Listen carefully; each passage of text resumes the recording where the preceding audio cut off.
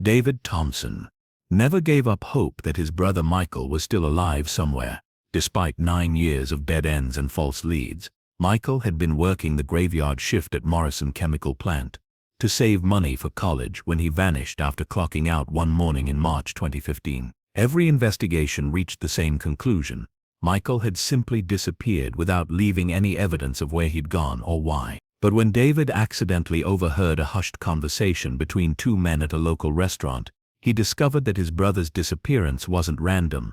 It was the result of a deadly secret that powerful people had been willing to kill to protect. Before we dive into this incredible story, let us know where you're watching from today. And if you like this video, don't forget to subscribe. The Thompson brothers had always been close, but their bond had grown even stronger after losing both parents in a car accident when David was 28 and Michael was just 19. As the older brother, David had naturally taken on a protective role, helping Michael finish his last year of high school and supporting him through the difficult transition to adulthood. Michael Thompson was the kind of young man that parents dream of raising. Despite the tragedy of losing his parents so young, he had remained focused on his goals and determined to build a successful life. He was quiet, but personable, hard-working, and possessed a sharp intelligence that everyone who knew him recognized and admired. In 2014, at age 24, Michael had been accepted to the State University's engineering program, but the cost of tuition was substantial. Rather than burden his older brother with student loan debt or accept financial help that David could barely afford, Michael had decided to work for a year to save money for college.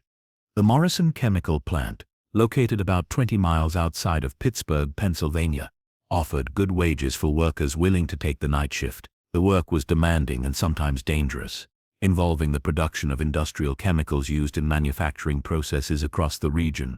Michael had been hired as a maintenance technician, responsible for monitoring equipment, performing routine repairs, and ensuring that safety protocols were followed throughout the facility.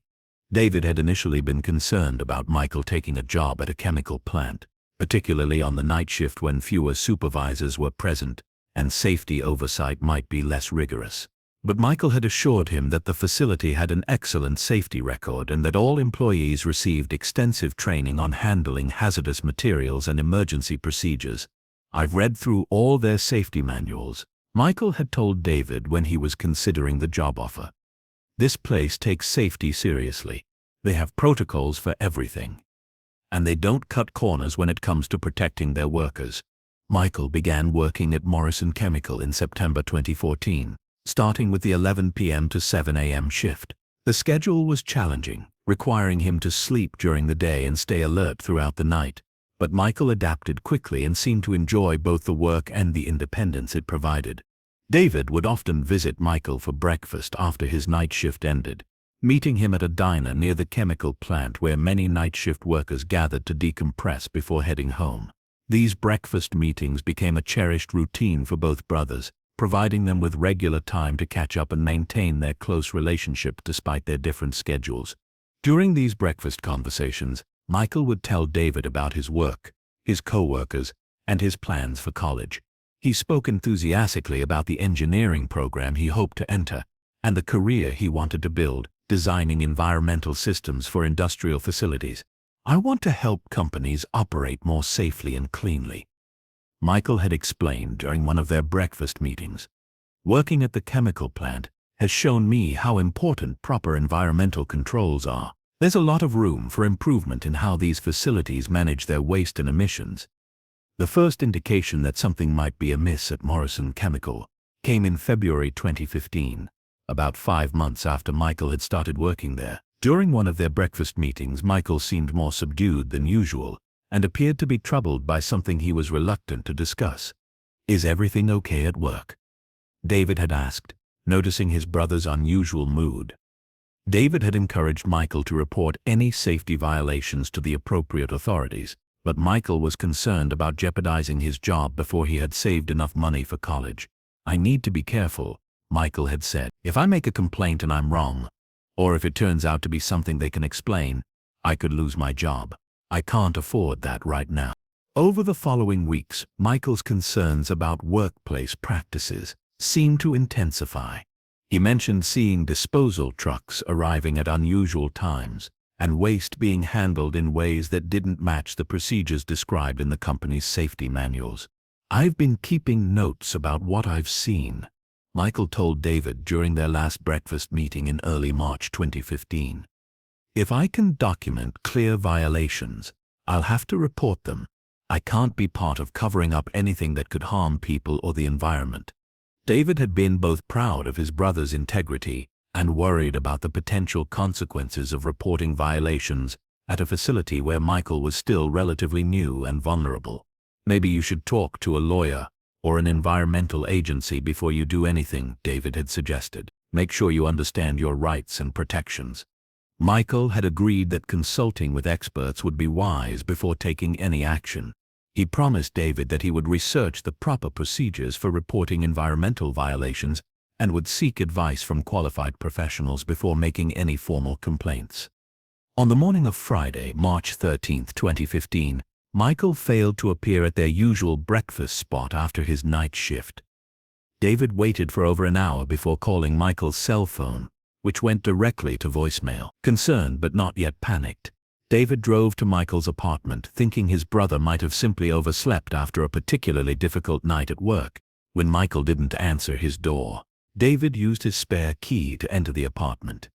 Everything appeared normal. Michael's bed was made, indicating he hadn't come home from work, and his personal belongings were in their usual places. David immediately called Morrison Chemical Plant to inquire about Michael's whereabouts. The plant's Human Resources Department confirmed that Michael had clocked out at 6:47 a.m., as he did every morning, but they had no information about where he had gone after leaving the facility. Growing increasingly worried, David contacted the local police to report Michael as missing. But David knew his brother well enough to be certain that Michael would never simply disappear without explanation. Michael was responsible, considerate, and deeply committed to their relationship as brothers. He would never leave David worrying about his safety or whereabouts. The police investigation began with a search of the chemical plant's premises and parking lot. Michael's car was found in the employee parking area, locked and undisturbed. His work gear was in the trunk, and his personal items were in the glove compartment. But there was no sign of Michael himself.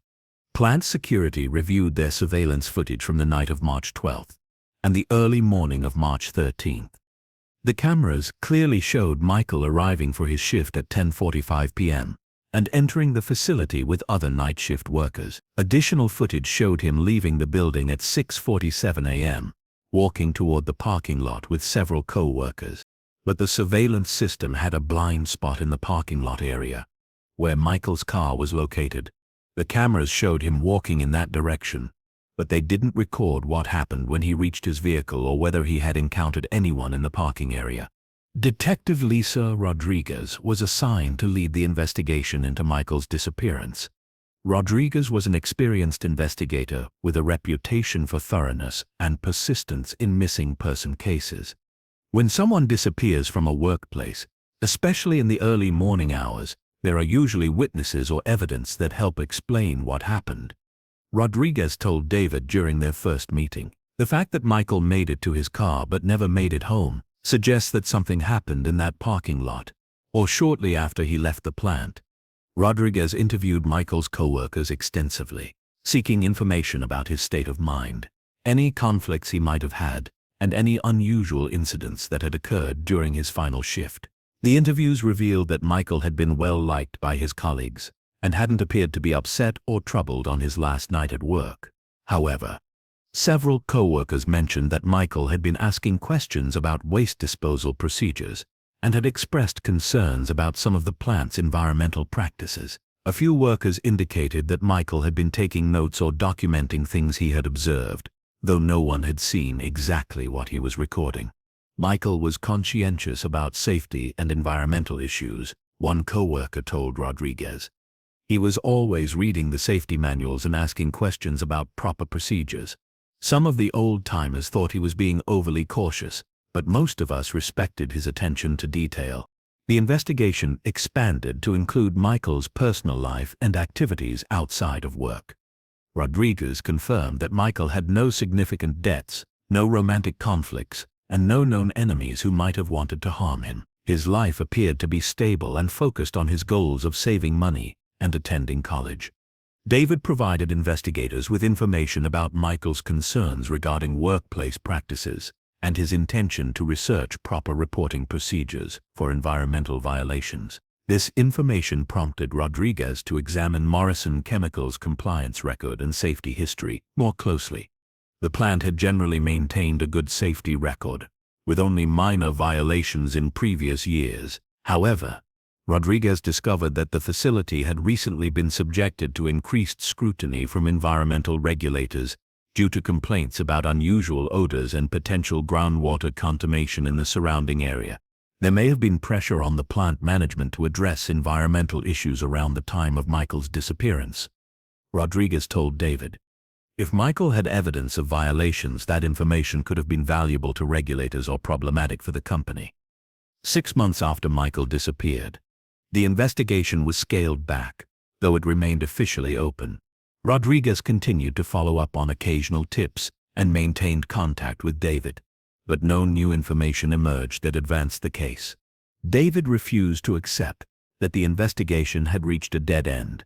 He took extended leave from his own job and dedicated himself to searching for Michael full-time. He distributed flyers throughout the region, contacted media outlets to keep Michael's story in the public eye, and followed up on every possible lead, no matter how remote. The search consumed David's life and resources. He spent his savings hiring private investigators, offering rewards for information, and traveling to investigate reported sightings of Michael in other states.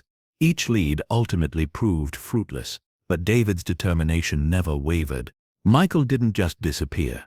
David told a local television reporter during one of many interviews he gave to maintain media attention on the case. Someone knows what happened to him.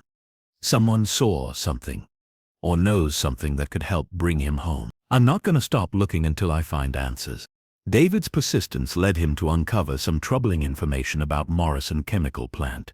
Through his own investigation, he discovered that the facility had a history of environmental violations that were more serious than what had been publicly reported. Previous employees described a culture of cutting corners on safety procedures and disposal protocols to maximize profits. One former employee, speaking anonymously, told David that there were areas of the plant where waste materials were stored improperly and where safety equipment was inadequate or poorly maintained. This employee suggested that anyone who asked too many questions about these practices might face retaliation or dismissal. David shared this information with Detective Rodriguez and with environmental agencies, hoping it might lead to a more thorough investigation of the plant and potentially uncover evidence related to Michael's disappearance. However, these agencies indicated that they needed concrete evidence of violations, not just allegations, before they could take action. 2 years after Michael's disappearance, David had exhausted most of his financial resources and was forced to return to work to support himself. He continued his search efforts in the evenings and on weekends, but the intensity of his investigation necessarily decreased. The case received periodic media attention on anniversaries of Michael's disappearance, but public interest gradually waned as other stories captured attention. David maintained a website dedicated to finding Michael and regularly posted updates on social media, but responses and tips became increasingly rare. 3 years after the disappearance, Detective Rodriguez retired from the police force. The case was transferred to Detective James Wilson, who reviewed all the evidence and conducted some additional interviews but reached the same conclusions as his predecessor. Michael Thompson had disappeared without leaving any useful clues about his fate. David struggled with depression and guilt as the years passed, without answers. He blamed himself for not taking more aggressive action when Michael had first expressed concerns about workplace practices. He wondered whether he could have done something differently that might have prevented his brother's disappearance. I keep thinking that I should have told Michael to quit that job and find something safer, David told a counselor during one of his therapy sessions. Maybe if I had been more protective, more insistent about the risks, he would still be here. The counselor helped David understand that he couldn't have predicted or prevented what had happened to Michael. But the guilt and regret continued to weigh heavily on David's daily life. He found it difficult to maintain relationships and struggled with anxiety about the safety of other people he cared about. 5 years after Michael's disappearance, David had established some stability in his life, but remained haunted by unanswered questions. He had returned to regular work and had developed coping strategies for managing his grief and uncertainty, but he never stopped hoping that new information about Michael would emerge. David had also become involved with support groups for families of missing persons, finding some comfort in connecting with others who understood his experience. Through these groups he learned about advances in investigative techniques and new resources that might be applicable to Michael's case. 7 years after the disappearance, David received a call from Detective Wilson, with news that initially raised his hopes. Construction workers developing a site about 10 miles from Morrison Chemical Plant had discovered human remains that might be connected to Michael's case. David's heart raced as he drove to the police station to learn more about the discovery. After years of waiting for a breakthrough, he felt both hope and dread about what the remains might reveal. However, forensic analysis determined that the remains belonged to someone else entirely. A person who had been missing for much longer than Michael and had died under different circumstances. David was relieved that the remains weren't Michael's, but he was also disappointed that the discovery didn't provide any new information about his brother's fate. 8 years after Michael's disappearance, David had learned to live with uncertainty, while maintaining hope that answers would eventually emerge. He had established new routines and relationships, though Michael's absence remained a constant presence in his thoughts and daily life. David continued to visit the diner where he and Michael used to have breakfast, finding some comfort in maintaining this connection to their shared memories. The staff at the diner knew David's story and were supportive of his ongoing search efforts, occasionally providing him with information about customers who might have worked at the chemical plant or might have relevant information. It was during one of these regular visits to the diner that David's life would finally change forever. At approximately 8:30 a.m., 2 middle-aged men entered the diner and sat at a table near the back corner, close enough to David that he could hear their conversation without deliberately eavesdropping. Initially, David paid no attention to the men, who appeared to be discussing routine business matters. However, as their conversation continued, David began to notice that they were talking about environmental issues and waste disposal practices at industrial facilities. The topic caught his attention because of its connection to Michael's concerns before his disappearance.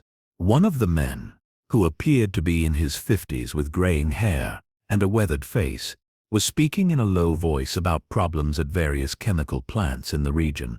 The other man, slightly younger with dark hair and wearing a business suit, was listening intently and taking notes.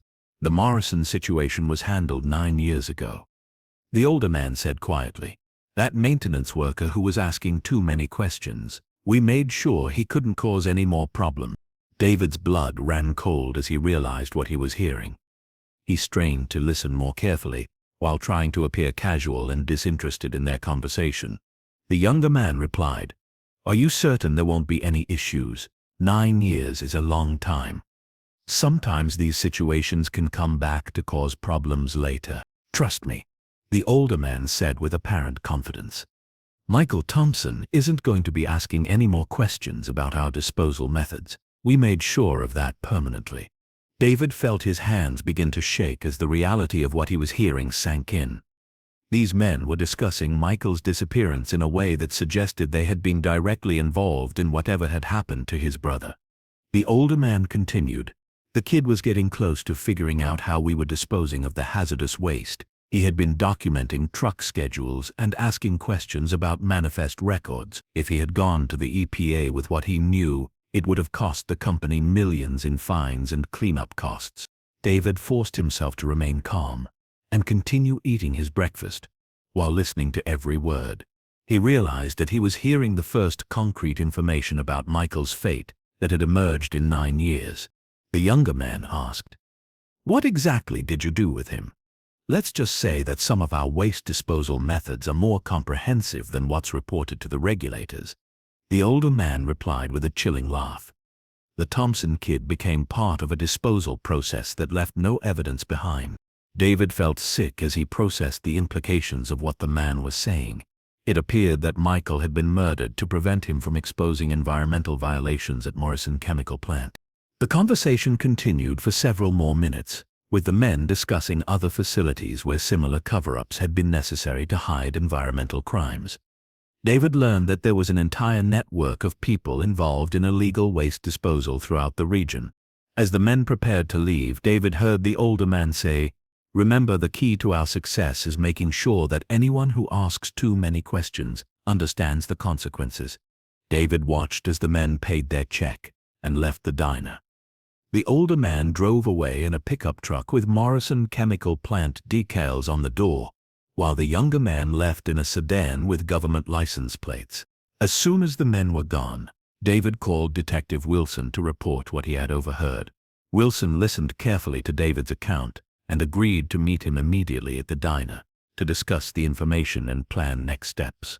"David, if what you heard is accurate, we're looking at a murder case that's been covered up for 9 years, Wilson told him when he arrived. "But we need to be very careful about how we proceed.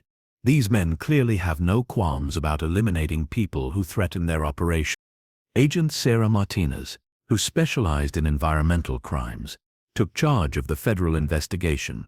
She explained to David that building a case would require extensive surveillance, evidence gathering, and careful coordination to avoid alerting the suspects that they were under investigation. The investigation that followed David's overheard conversation was complex and far-reaching. Federal agents discovered that Morrison Chemical Plant was part of a larger network of facilities that were illegally disposing of hazardous waste to avoid the costs of proper treatment and disposal. The operation involved plant managers, waste disposal companies, and corrupt government officials who falsified inspection reports and regulatory filings. Michael had unknowingly stumbled upon this conspiracy and had been killed to prevent him from exposing the crimes. Through surveillance and investigation, agents identified the 2 men David had overheard at the diner. The older man was Frank Morrison, the nephew of the plant's owner and the facility's unofficial supervisor of waste disposal operations. The younger man was Gary Chen, a state environmental inspector who had been taking bribes to overlook violations. Additional investigation revealed that Michael's murder had been carried out by a waste disposal contractor named Rick Davis, who specialized in making evidence disappear. Davis had been hired to eliminate Michael and dispose of his body using industrial chemicals that left no trace. 6 months after David overheard the crucial conversation, federal agents arrested Morrison, Chen, Davis, and 12 other people involved in the conspiracy. The arrests were coordinated to prevent any of the suspects from fleeing or destroying evidence. During interrogation, Rick Davis eventually confessed to killing Michael Thompson on the morning of March 3rd. Davis revealed that he had been waiting in the parking lot when Michael finished his shift and had confronted him about the notes he had been keeping regarding illegal waste disposal. "The kid wouldn't back down," Davis told investigators. "He said he was going to report what he had seen regardless of the consequences." Morrison had made it clear that we couldn't let that happen. Davis described how he had forced Michael into his vehicle and taken him to a remote location where he killed him and disposed of his body using the same industrial chemicals that were being used to illegally dispose of hazardous waste from the plant. The revelation of Michael's murder and the circumstances surrounding it brought both relief and devastating sadness to David. After 9 years of uncertainty, he finally had answers about what had happened to his brother, but the knowledge that Michael had been murdered for trying to do the right thing was almost unbearable. Michael died because he had integrity, David said during a press conference announcing the arrests. He saw something wrong and was willing to report it, even though he knew it might cost him his job. These people killed him to protect their illegal profits. The trial of Michael's killers and the other conspiracy members took place over the following year. David testified about Michael's character and his concerns about workplace practices, helping to establish the motive for his murder. The evidence against the defendants was overwhelming, including recorded conversations, financial records, and Davis's detailed confession about Michael's murder. All of the defendants were convicted and received lengthy prison sentences. Frank Morrison was sentenced to life in prison without parole for orchestrating Michael's murder. Rick Davis received the death penalty for carrying out the killing. Gary Chen and the other conspirators received sentences ranging from 15 to 30 years for their roles in the environmental crimes and cover-up. The convictions brought some measure of justice for Michael, but David struggled with the reality that his brother's life had been ended so brutally and for such greed-driven motives. The knowledge that Michael had suffered because of his integrity and courage was both heartbreaking and inspiring. David used the resolution of Michael's case as an opportunity to advocate for better protections for environmental whistleblowers and stronger enforcement of environmental regulations. He testified before congressional committees about the need for reforms to prevent similar crimes. "My brother, Michael, died trying to protect public health and the environment," David told one congressional hearing. "We need to make sure that people who report environmental violations are protected from retaliation and that companies can't literally get away with murder to hide their crimes." The Morrison chemical plant was permanently shut down following the investigation, and the site underwent extensive environmental remediation to address years of illegal waste disposal. The cleanup cost exceeded $50 million and took more than 3 years to complete. David established the Michael Thompson Environmental Protection Foundation, dedicated to supporting whistleblowers who report environmental violations and providing legal assistance to families of people who are harmed for exposing environmental crimes. 3 years after the convictions, David was invited to speak at environmental protection conferences and law enforcement training programs about the importance of investigating environmental crimes and the potential for violence associated with these cases. Michael's story shows that environmental crimes aren't just about pollution or regulatory violations. David told audiences, "These crimes can involve murder, corruption, and conspiracy at the highest levels. We need to take them as seriously as we take any other form of organized crime." David also worked to change laws and regulations to provide better protection for environmental whistleblowers and to ensure that reports of violations are investigated thoroughly and promptly. Several states passed legislation inspired by Michael's case, strengthening protections for workers who report environmental crimes. 5 years after the truth about Michael's murder was revealed, David had found a sense of purpose in his advocacy work. Though the pain of losing his brother never completely disappeared, he continued to visit the diner, where he had overheard the conversation that broke open the case, grateful for the random chance that had finally provided answers. "I spent 9 years wondering what happened to Michael and wishing I could have done something differently to protect him," David reflected during an interview on the 10th anniversary of Michael's disappearance. "Now I know that Michael was a hero who died trying to do the right thing. My job is to make sure his sacrifice leads to changes that protect other people." David's story became a powerful example of the importance of persistence in seeking justice and the role that chance encounters can play in solving even the most complex cases. The case also highlighted the dangers faced by environmental whistleblowers and the lengths to which some companies and individuals will go to hide environmental crimes. Michael's murder served as a stark reminder that environmental protection is sometimes a matter of life and death. As David often said in his speaking engagements, Michael believed that everyone deserves clean air and water, and that companies should follow the law when it comes to environmental protection. He died for those beliefs, but his death has helped expose crimes and protect others. That gives his sacrifice meaning.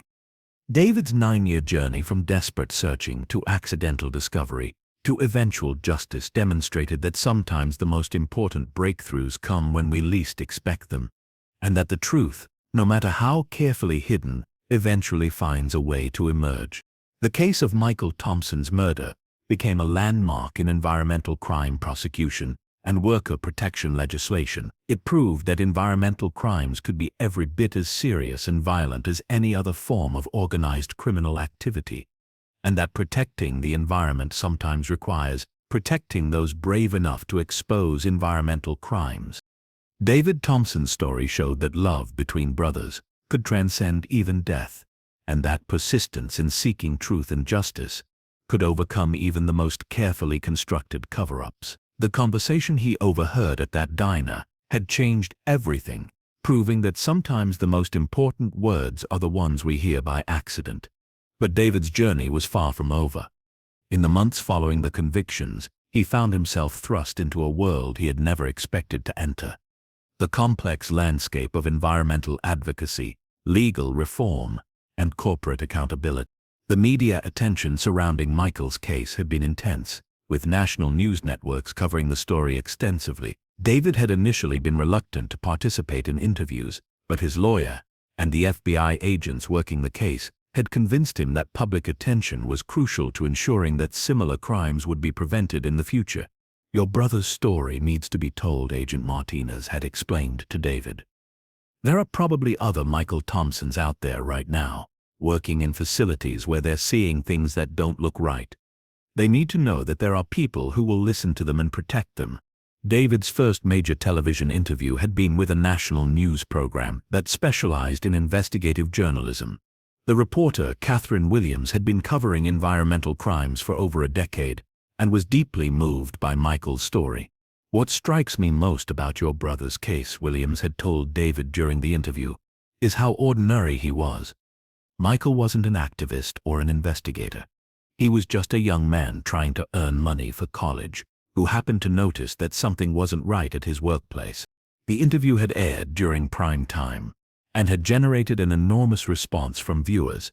David's phone had rung constantly for days afterward, with calls from other families who suspected that their missing loved ones might have been victims of similar crimes. One call that particularly affected David came from a woman named Patricia Chen in Oregon.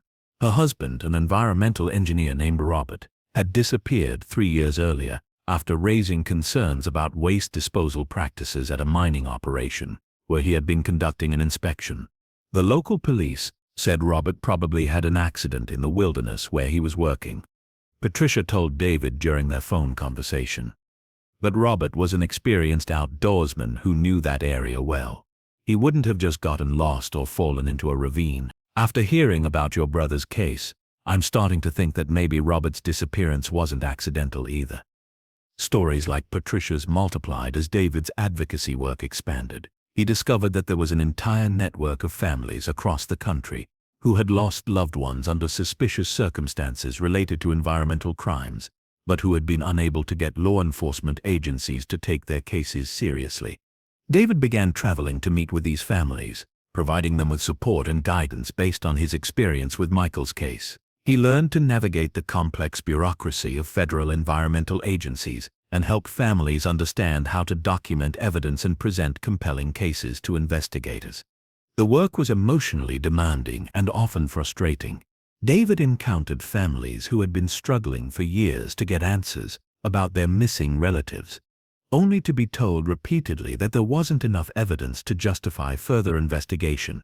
One case that particularly haunted David involved the Hernandez family from Texas. Their daughter Maria, a recent college graduate with a degree in environmental science, had disappeared while conducting research for a nonprofit organization that was investigating water contamination near several industrial facilities. Maria had been documenting evidence of illegal chemical dumping that was contaminating groundwater used by several rural communities. Her research had been thorough and well documented, and she had been preparing to submit her findings to state environmental agencies when she vanished. Maria was so excited about her work, her mother, Elena Hernandez, told David when he visited their family. She said she was going to help protect people who couldn't protect themselves.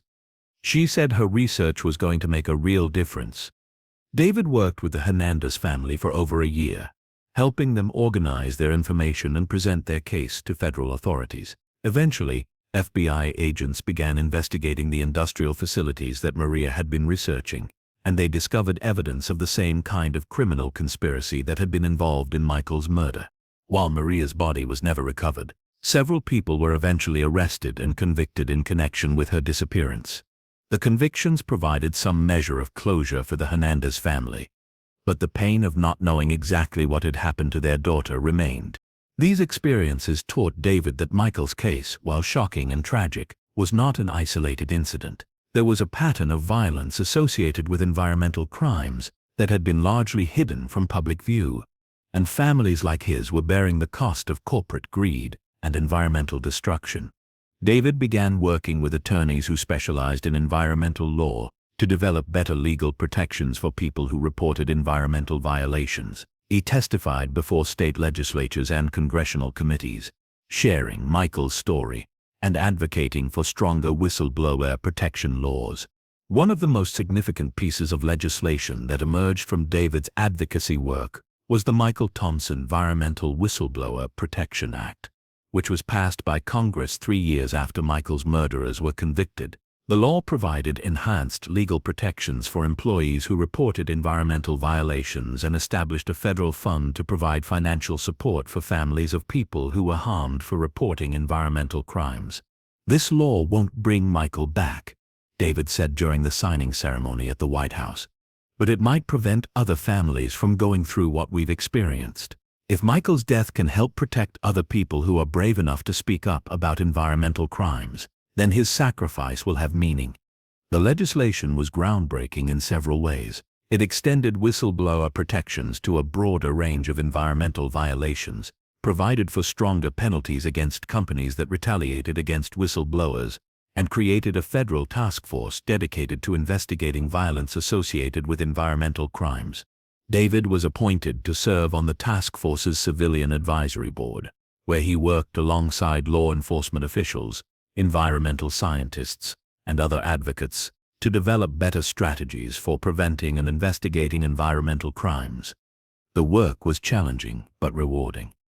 David found that his personal experience with Michael's case gave him unique insights into the challenges faced by families of victims and the gaps in the system that allowed environmental criminals to operate with impunity. One of the task force's first major initiatives was to create a national database of unsolved disappearances and deaths that might be connected to environmental crimes. The database included cases like Michael's and Maria Hernandez's, as well as dozens of other suspicious incidents that had never been properly investigated. The database revealed patterns that had been invisible when cases were investigated individually by local law enforcement agencies. Many of the victims had been employees or contractors at industrial facilities, environmental consultants, or activists who had been investigating corporate environmental violations. The patterns also revealed that certain industries and geographic regions had unusually high numbers of suspicious disappearances. Chemical plants, mining operations, and waste disposal facilities appeared to be particularly dangerous for people who asked too many questions about environmental practices. Armed with this information, federal investigators began looking more systematically at environmental crimes and the violence associated with them. Several additional criminal conspiracies were uncovered, leading to dozens of arrests and convictions across multiple states. David's work with the task force also led to improvements in how environmental crimes were investigated. Law enforcement agencies began coordinating more effectively with environmental regulatory agencies, and special training programs were developed to help investigators recognize signs that environmental crimes might be connected to violence against witnesses or whistleblowers. 4 years after Michael's murderers were convicted, David received a call that brought both sadness and a sense of vindication. Detective Rodriguez, who had originally investigated Michael's disappearance, had come out of retirement to contact David with news about another case. "David, I've been following your advocacy work in the news, and I wanted you to know about something that happened here last week," Rodriguez told him. "We had a situation at another chemical plant where an employee reported seeing illegal waste disposal. Instead of ignoring the report or handling it internally, the company immediately contacted federal authorities and cooperated fully with the investigation." Rodriguez explained that the company's executives had specifically mentioned Michael's case as the reason they had decided to take the employee's report seriously. "They said they didn't want to risk becoming involved in anything like what happened to your brother. They wanted to make sure they were doing the right thing from the beginning." The investigation had uncovered relatively minor violations that were quickly corrected, and no one was harmed in the process. But David realized that Michael's story was having exactly the kind of impact he had hoped for. It was encouraging companies to take environmental compliance seriously and to treat employee concerns as legitimate rather than threats. Stories like this became more common as David's advocacy work continued. Companies began implementing stronger internal systems for handling employee reports of environmental violations, and industry associations developed best practices for ensuring that workers felt safe reporting concerns about environmental practices. David also began working with colleges and universities to develop educational programs about environmental ethics and the importance of protecting workers who reported violations. He spoke at engineering schools, business schools, and environmental science programs, sharing Michael's story with students who would soon be entering industries where they might encounter similar situations. Michael believed that engineers and scientists have a responsibility to protect public health and the environment. David told students during these presentations, he died because he took that responsibility seriously. I want you to understand that there are people who will support you if you ever find yourself in a situation where you need to report environmental violations. These educational efforts were particularly important to David because they represented a proactive approach to preventing environmental crimes, rather than simply responding to them after people had already been harmed. 5 years after the convictions, David was invited to speak at an international conference on environmental crime prevention in Geneva, Switzerland. The conference brought together law enforcement officials, prosecutors, environmental scientists, and advocates from dozens of countries to share strategies for combating environmental crimes. David's presentation focused on the importance of protecting people who reported environmental violations and the need for international cooperation in investigating environmental crimes that crossed national borders. His story resonated with audience members from around the world, many of whom shared similar stories about environmental advocates who had been killed or disappeared in their own countries. Environmental crime is a global problem, David told the conference. The same companies that were willing to kill my brother to hide their illegal practices operate in countries around the world. We need to work together to make sure that environmental criminals can't simply move their operations to places where oversight is weaker or where people who speak up are less protected. The conference led to the development of new international protocols for investigating environmental crimes and protecting environmental advocates. David was asked to serve on an international advisory committee that would help implement these protocols, further expanding the global impact of his advocacy work. David's international work also brought him into contact with families from other countries who had lost loved ones to environmental crimes. He met with families from Mexico whose relatives had been killed for opposing illegal mining operations, families from the Philippines whose loved ones had disappeared after protesting illegal logging, and families from Nigeria whose relatives had been murdered for documenting oil spills and pollution. These encounters were both heartbreaking and inspiring for David. He realized that Michael's story was part of a much larger global struggle between people who were trying to protect the environment and powerful interests that were willing to use violence to continue their destructive practices. The international perspective also helped David understand that the legal protections and investigative resources available in the United States, while imperfect, were far superior to what was available in many other countries. This realization motivated him to work even harder to ensure that American resources were used effectively to combat environmental crimes, both domestically and internationally. 6 years after Michael's murder was solved, David made the difficult decision to visit the site where Morrison Chemical Plant had once operated. The facility had been completely demolished as part of the environmental remediation process, and the site was being converted into a public park that would serve the local community. Standing on the ground where Michael had worked his final night shift, David felt a complex mixture of emotions. The physical evidence of the place where his brother had been employed was gone, but the impact of what had happened there continued to ripple outward in ways that David was still discovering. The park that was being built on the site would include a memorial garden dedicated to workers who had died because of unsafe or illegal workplace practices. Michael's name would be included on the memorial, along with the names of other workers who had lost their lives because they had tried to do the right thing. Michael would have liked this, David thought as he looked at the construction plans for the park. He always believed that industrial sites should eventually be returned to communities in better condition than they were found. This park represents the kind of positive change he was hoping to see. The memorial garden would also include educational displays about environmental protection and worker safety, helping to ensure that visitors understood the importance of the issues that Michael had died for. David had worked with the park designers to create exhibits that would be accessible to children and adults, hoping to inspire a new generation of environmental stewards. 7 years after the convictions, David received an unexpected honor when he was awarded the Goldman Environmental Prize, one of the world's most prestigious awards for grassroots environmental activism. The prize recognized his work in advocating for environmental whistleblower protections and his efforts to expose the violence associated with environmental crimes. "This award doesn't belong to me," David said during his acceptance speech. "It belongs to Michael and to all the other people who have lost their lives. Because they were brave enough to speak up for environmental protection, their sacrifice is what has made the changes we've achieved possible." The scholarship program was named the Michael Thompson Memorial Scholarship for Environmental Justice, and it specifically targeted students who were interested in working on environmental issues that affected vulnerable communities. David believed that Michael would have been proud to have his name associated with helping young people pursue careers in environmental protection.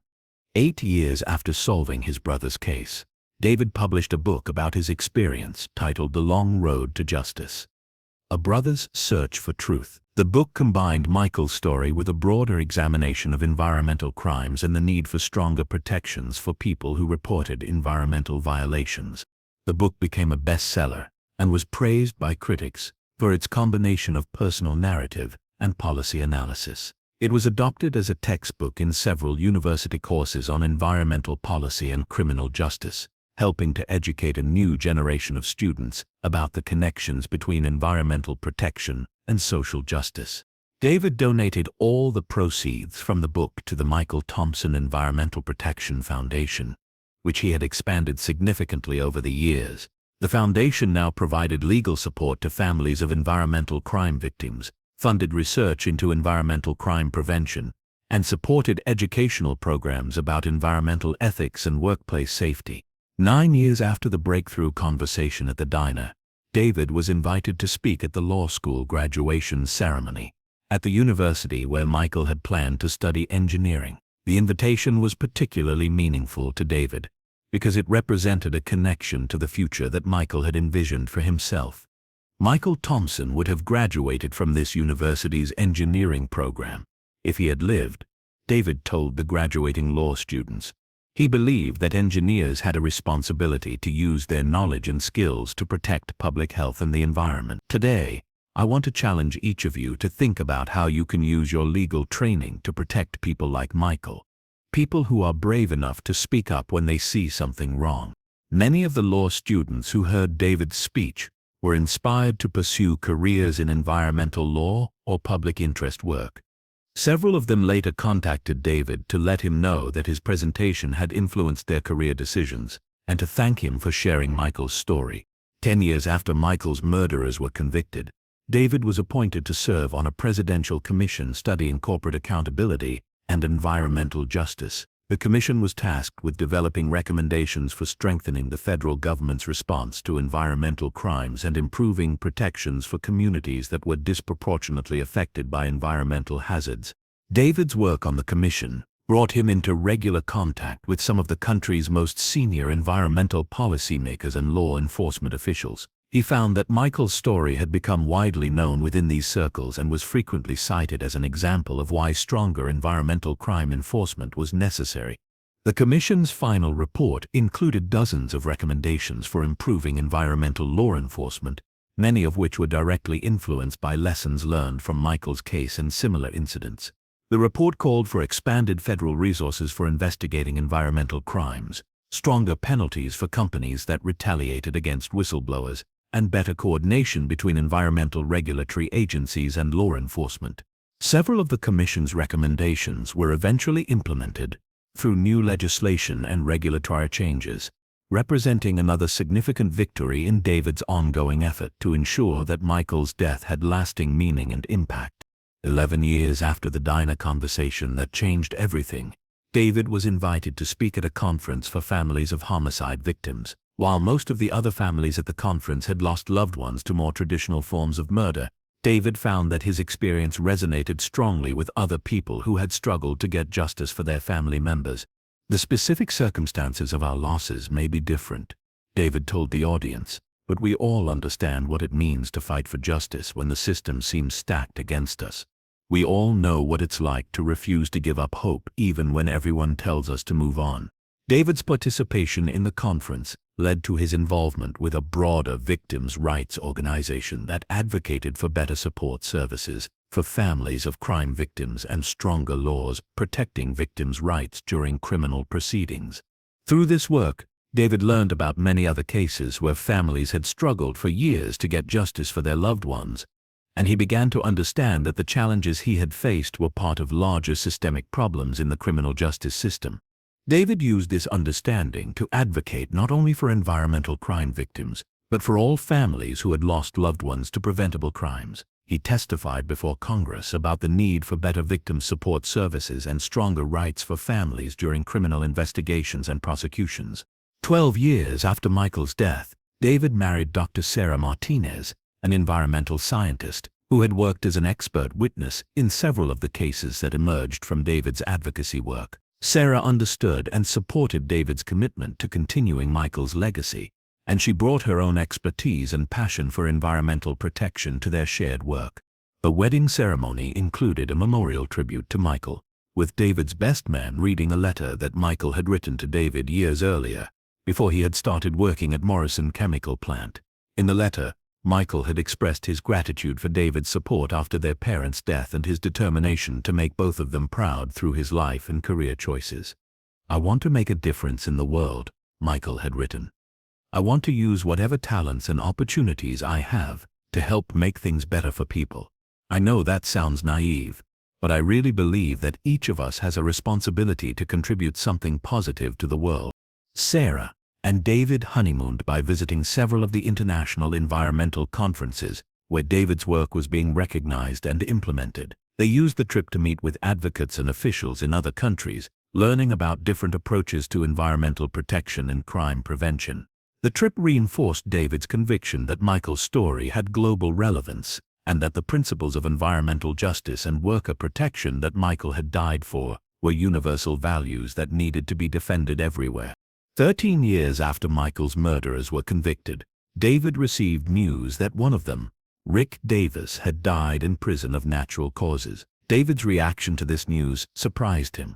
Instead of feeling satisfaction or closure, he felt mostly sadness that Davis had never expressed genuine remorse for his crimes or tried to help other families find their missing loved ones. Michael would have wanted Davis to find some way to make amends. David told Sarah, "Michael believed that people could change and that everyone deserved a chance at redemption." Davis chose to take his secrets to the grave instead of using his remaining years to try to help other people. The death did prompt some reflection for David about the nature of justice and forgiveness. He had spent years working to ensure that Michael's killers were held accountable, but he realized that true justice required more than just punishment. It required preventing similar crimes and helping other victims find healing. This realization led David to expand his foundation's work to include programs focused on reconciliation and healing for families of environmental crime victims. The programs provided counseling and support services, but they also created opportunities for families to engage in advocacy work that could give meaning to their losses. 14 years after solving his brother's murder, David was diagnosed with early-stage prostate cancer. The diagnosis forced him to confront his own mortality and to think more seriously about how to ensure that his work would continue after he was gone. David used his illness as an opportunity to train and mentor younger advocates who could carry on his work. He established a fellowship program at his foundation that brought recent law school and environmental science graduates to work on environmental justice issues for 2-year terms. "I won't be able to do this work forever," David told the first class of fellows. "It's important to me that younger people learn not just the policy and legal aspects of this work, but also the personal dimension, what it means to families when their loved ones are harmed because they tried to protect the environment." The fellowship program became highly competitive, attracting talented young people from across the country who were inspired by Michael's story and committed to continuing the work that David had started. Many of the program's graduates went on to pursue careers in environmental law, policy, or advocacy. David's cancer treatment was successful, but the experience had reminded him of the importance of planning for the future and ensuring that his foundation and advocacy work would survive and thrive beyond his own lifetime. 15 years after the breakthrough at the diner, David was invited to deliver the keynote address at the dedication ceremony for the Michael Thompson Environmental Justice Center, a new research and advocacy facility at a major university. The center would focus on studying the connections between environmental protection and social justice, and it would provide legal and technical support to communities facing environmental threats. Michael Thompson died because he believed that environmental protection was a matter of justice, David said during his address. He understood that environmental crimes don't just harm the natural world, they harm real people and real communities. This center will carry forward his belief that we have a responsibility to protect both the environment and the people who depend on it. The center's establishment represented the institutionalization of the principles that Michael had died for, and that David had spent 15 years advocating for. It would ensure that future generations of students and researchers would continue working on the issues that had cost Michael his life. The center also housed the Michael Thompson Archive, a comprehensive collection of documents, recordings, and artifacts related to environmental crimes and advocacy that David had assembled over the years. The archive would be available to researchers, journalists, and other advocates who were working on similar issues. As David looked back on the 15 years since Michael's murder had been solved, he was struck by how much had changed. Environmental crime was now recognized as a serious issue by law enforcement agencies and policymakers. Legal protections for environmental whistleblowers had been significantly strengthened. Public awareness of the connections between environmental protection and social justice had increased dramatically. But David also knew that the work was far from finished. Environmental crimes continued to occur, and there were still families struggling to get justice for loved ones who had been harmed for trying to protect the environment. Michael's story shows us that one person's courage can make a difference. David often said when he spoke to students and advocates, but it also shows us that protecting that courage requires all of us to work together. We need laws and policies that protect people who speak up about environmental problems. We need law enforcement agencies that take environmental crimes seriously. And we need communities that support and defend people who are brave enough to tell the truth about environmental hazards. The conversation David had overheard in the diner 20 years earlier had set in motion changes that continued to ripple outward, protecting workers and communities and honoring the memory of a young man who had died simply because he wanted to do the right thing. Michael Thompson's legacy lived on not just in the laws and institutions that bore his name, but in every person who found the courage to speak up about environmental injustice, knowing that there were people like David who would fight to protect them and seek justice if they were harmed. In the end, David's 20-year journey from that terrible morning when Michael failed to come home to his position as a nationally recognized advocate showed that love and determination could indeed overcome even the most carefully constructed conspiracies. The truth about Michael's murder had eventually emerged, and that truth had become the foundation for changes that would protect countless other people in the years to come. The simple act of listening to a conversation in a diner had changed not only David's life, but the lives of families, communities, and workers across the country and around the world. It had proven that sometimes the most important moments in the fight for justice come not through careful planning or investigation, but through chance encounters that reveal hidden truths and provide the evidence needed to hold powerful criminals accountable. Michael Thompson's story would continue to inspire new generations of environmental advocates, ensuring that his death had not been in vain and that his belief in the importance of protecting both people and the planet would continue to guide those who carried on his work.